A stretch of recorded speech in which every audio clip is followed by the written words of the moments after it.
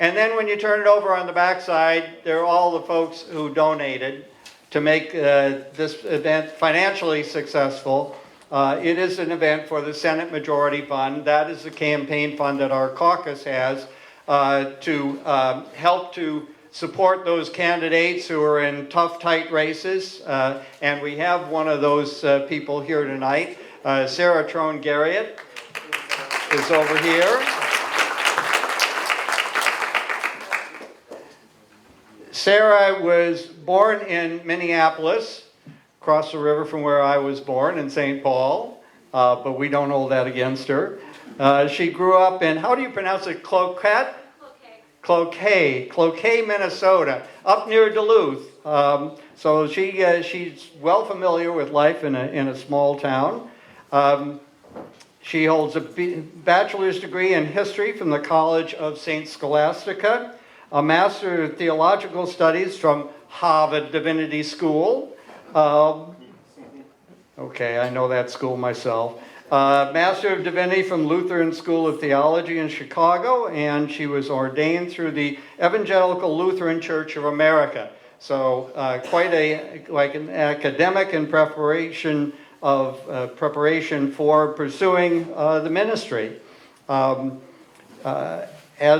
She also spent some time as an AmeriCorps Vista volunteer, working in northern New Mexico legal aid, working with community and faith leaders around the issue of domestic violence. She's been a hospital chaplain in both Philadelphia and Chicago. Her first parish was in rural Virginia, and now she is has been in suburban Des Moines. She now works for the Des Moines Area Religious Council, dealing with people of diverse faiths from around the Des Moines metro area. She also partners with the Comparison Project at Drake University, where her husband is a professor. So this is a very interesting person. She flipped a Republican seat 2 years ago. The then Senate President saw her coming and skedaddled out and didn't run again. But it was still good to have one seat go from red to blue. This year, she got redrawn into a different district. Initially, she was redrawn in against Senator Claire Celsey, and they both work with me on the Education Committee, so I didn't want the two of them going at each other.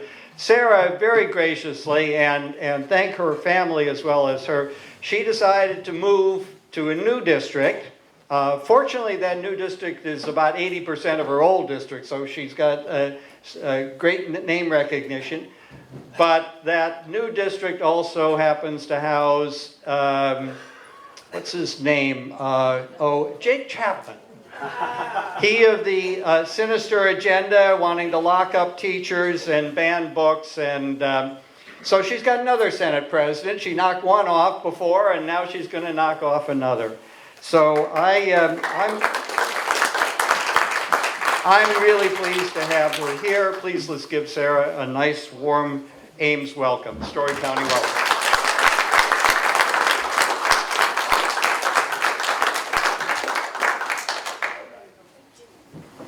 Thank you, Senator Quirmbach. Thank you all for being here tonight. Thank you to all the folks who gave their support to make this event so successful, because it makes a difference.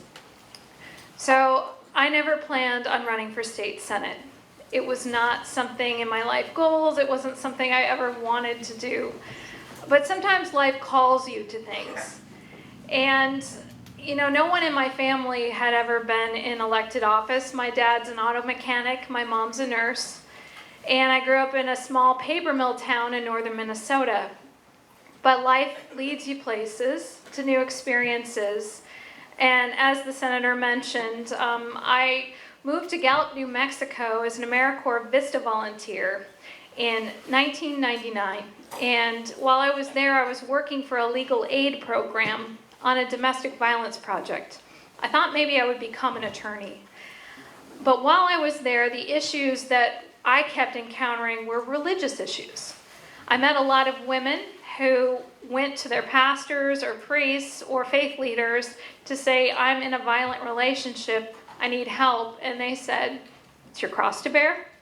God is punishing you, or you need to stay in this. And so I heard a lot of really distressing stories from folks about how the religious communities weren't serving the purpose that I felt they were really truly there for.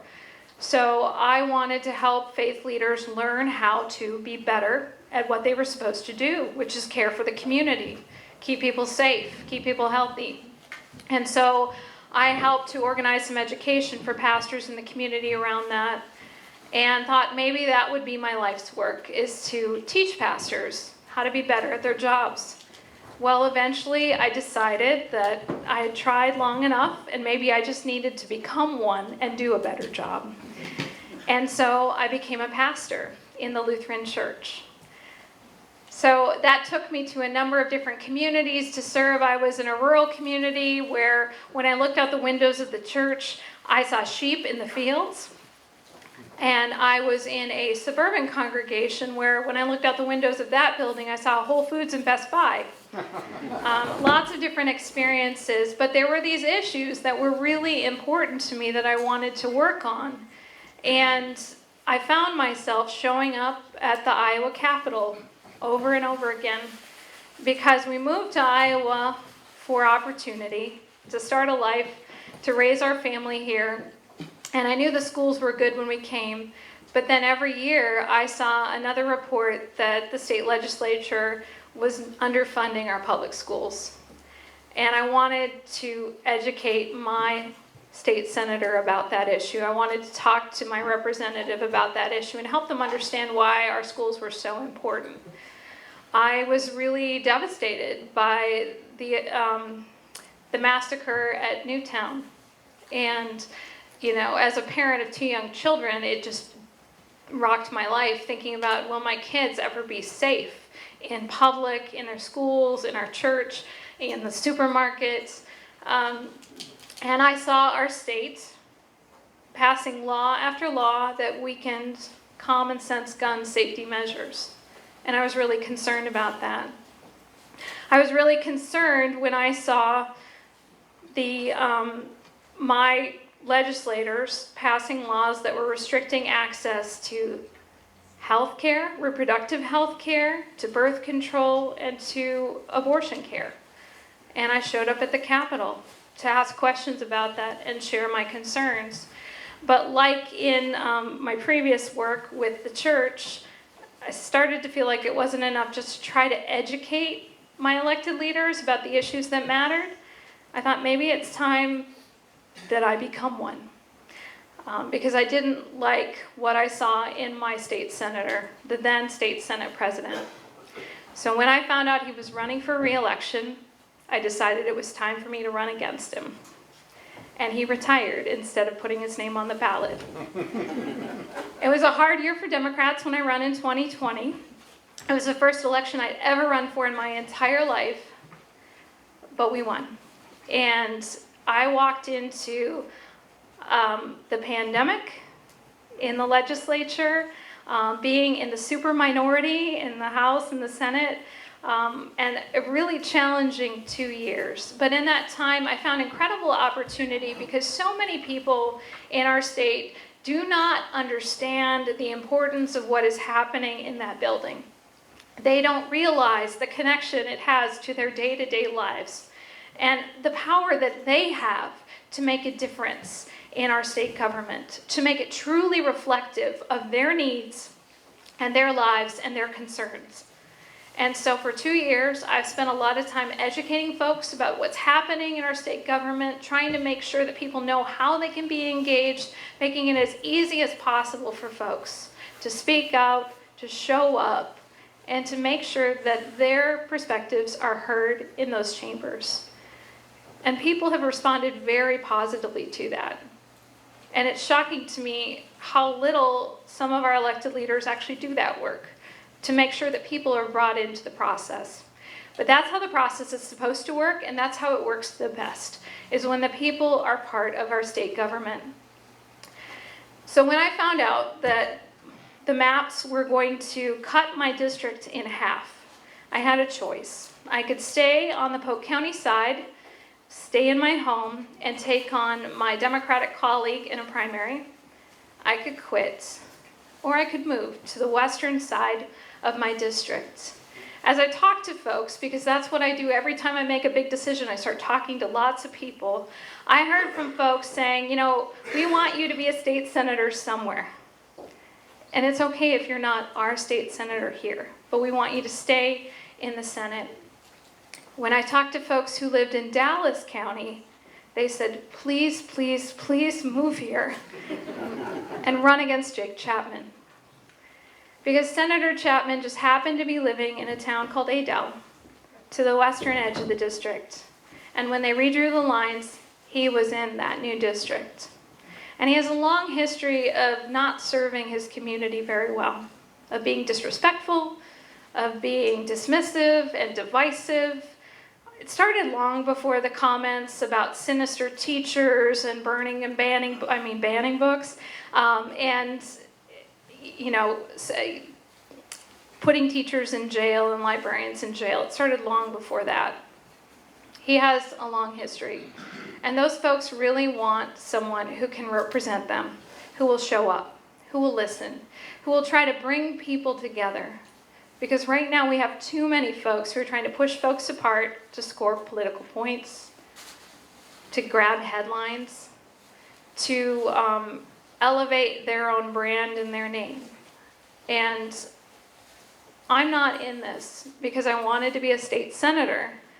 I'm doing this work because I want to serve my community. And so if that meant that I had to sell my house and drag my family to Dallas County, which is just a few miles down the road, but moving's hard and expensive and traumatic. And we lived in the basement for 3 months while we were working on the upstairs of the house. And we didn't have a kitchen for about 2 months as we were trying to get things settled. And I still haven't unpacked, and I don't know where anything is. I just buy new stuff. I just it's fine. I'll find it on November 9th. We're doing the best we can because we know it's important. And I want my kids to know that we can do hard things to help other people. And sometimes we need to. We need to step up to callings we did not expect. We need to push ourselves in ways we never imagined. We need to do really tough things if it's going to help other people. And so we are. And so I'm so glad you are here today because we can't do hard things alone. We need people from all over the state who are helping. Because the hard things we do in the Senate, we do together.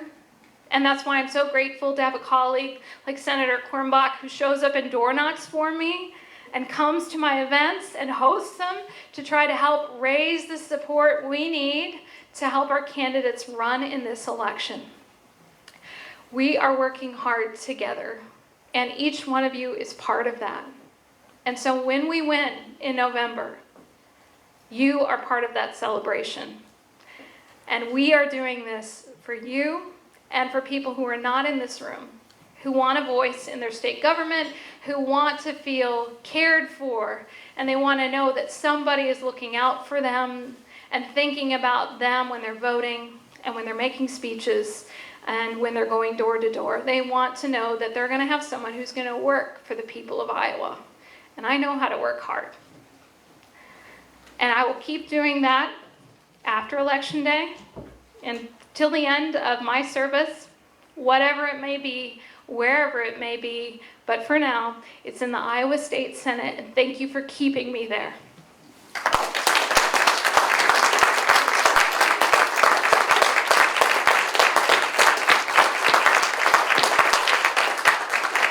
Anybody have any questions for Sarah? You know, when you're in the minority and you're mentioned, how do you maintain your enthusiasm, your passion when it's so frustrating you can't get anything passed to the other side? So the question was, how do you maintain your enthusiasm when it is so frustrating being in the minority? You find what you can do. And for me, it's about engaging the people of Iowa in their state government. And there's always opportunities for wins there. I can bring in their voices, I can help them speak, and that does have an impact on the direction of legislation. I am a big believer in the power of people, and when people are reaching out in big numbers, bad bills don't go forward, or they get changed, or they get slowed down. It does make a difference. And so don't ever believe that you reaching out doesn't matter, because it does. To keep showing up makes a difference, and I've been told by many people that it matters to them that I'm there. Even if I can't change the course of things, I can speak the words that they want to hear in that chamber to know that someone's saying it. And so I know that gives them comfort, and that helps me to keep going. And I know little by little we can make a difference. By me moving, I'm gaining another seat for the Democratic Party to make things a little bit more equal in the state Senate. And that's what it takes, is hard work over a long period of time. Change is not going to come quick. But we can build that culture of continuing to apply pressure and working hard and cultivating hope where we can find it. Yep, and there is hope everywhere you look. And I always feel like when I'm out talking to people, that's where I find my hope, is there's a lot of good people in our state. You know, I'm just curious because a lot of Republican candidates are not showing up at events. Have you been able to be in any forums with your opponent? Have you been able to, like, talk to the Rotary clubs around, Adele and so on, and if he's also done that? Or? I'm out. I'm visiting with people. I've been to the Rotary Club in Adele. Yeah, well. But he's not. Yeah, he's not showing up. He's not showing up on the doors. And people are taking note of that. Yeah. And that's just who I am. I show up. If you invite me to anything, I will come. If I can at all, I show up to the opening of an envelope. I love to come to events because it's important. You never know who you're going to meet and what kind of experiences and things you'll learn. And so I think it's just really great to be an active part of the community. That's who I am, not just when I'm campaigning.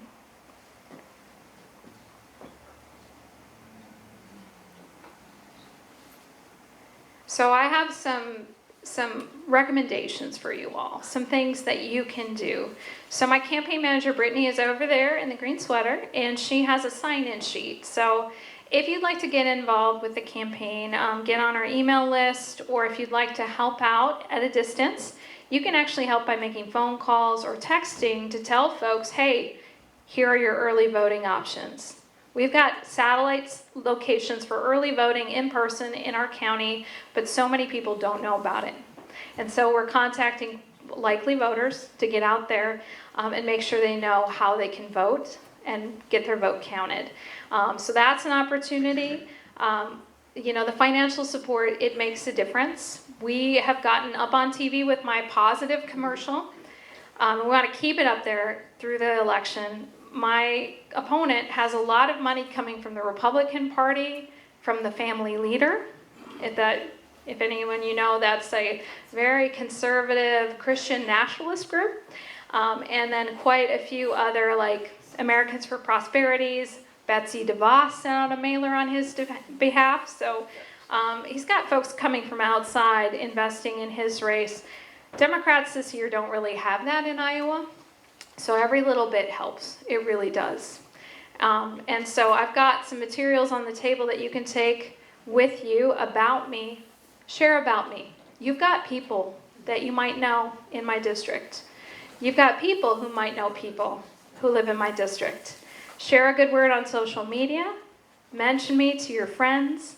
You never know how that good word's going to travel and who it's going to impact. And that really makes a lot of difference. I've already met a few people here tonight who say, oh, I've got a friend or a relative in your district. That's what counts. That's what catches people's attention, is that word of mouth. And it makes such a difference. Okay. Oh, I see a hand back there. How old are your boys and how are they doing? They're 10 and 12. Yeah. They have a good sense of humor about it, but they were making up their own campaign attack ads against me one night because they thought that was funny. My husband's also really good at it too. But we know that this is just a hard time for us to get through. But I have an amazing partner in my husband. He is a great parent. He's keeping the kids alive. He's making, things are, no one's cleaning the bathrooms. I mean, we did this in the last cycle too. It's just like everything falls apart. But, the kids, they're learning a lot about the process. My kids knew more about redistricting than any kids in Iowa did, I'm pretty sure. And they are, I'm hoping that they'll be inspired to find their way to lead in the community too. But in November, after the election, we're taking some family time. And I owe them, definitely. Thank you, Sarah, for coming. Thank you.